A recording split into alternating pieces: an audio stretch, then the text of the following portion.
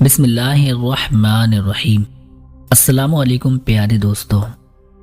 ایک گاؤں میں ایک کسان رہتا تھا۔ کسان بوڑھا تھا لیکن اس کی بیوی جوان اور خوبصورت تھی، تاہم اس کی سوچ اور نظریں اکثر صحیح اور غلط کا فرق بھول جاتی تھیں۔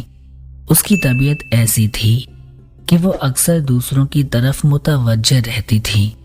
ایک دن ایک ٹھگ نے عورت کو اکیلی گھر سے نکلتے ہوئے دیکھا۔ وہ سمجھ گیا کہ عورت کی نیت اچھی نہیں ہے۔ وہ چالاکی سے اس کا پیچھا کرنے لگا۔ جب وہ عورت ایک ویران جگہ پر پہنچی تو گنڈے نے اسے روکا اور کہا، میری بیوی کا انتقال ہو گیا ہے، میں اکیلا ہوں اور آپ کی طرح ہوں، کیا آپ میرے ساتھ چلیں گی؟ عورت نے ہچکچاتے ہوئے جواب دیا، اگر ایسا ہے تو میں آپ کا ساتھ دینے کے لیے تیار ہوں۔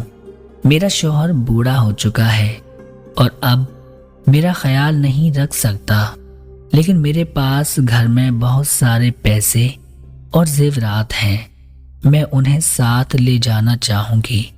میں اس لیے آیا ہوں تاکہ ہمارا مستقبل خوشگوار ہو۔ دھوکے باز نے کہا، بہت اچھی بات ہے، تم کل صبح یہاں آ جانا، ہم اکٹھے چلیں گے۔ عورت گھر واپس آئی اور اپنے بوڑھے شوہر کے سونے کا انتظار کرنے لگی۔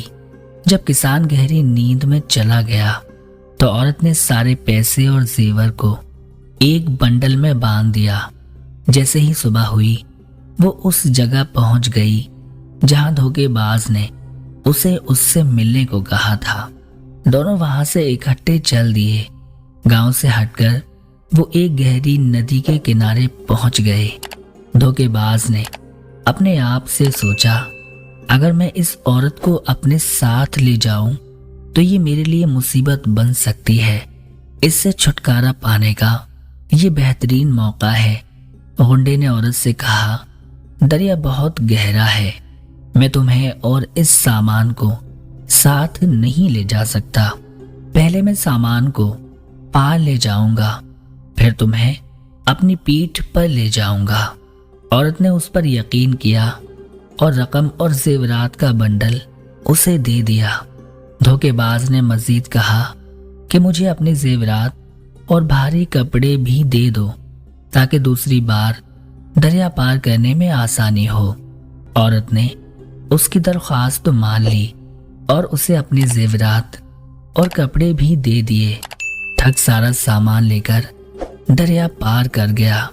دریا کے دوسرے کنارے پر پہنچ کر وہ رکنے کے بجائے آگے بڑھتا گیا اور کبھی واپس نہیں آیا۔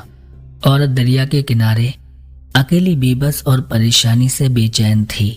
اس کی خود غرضی اور لالچ نے اسے سب کچھ کھونے پر مجبور کر دیا تھا۔ تعلیم، غلط راستے اور خود غرضی کی وجہ سے انسان کا نقصان ہی ہوتا ہے۔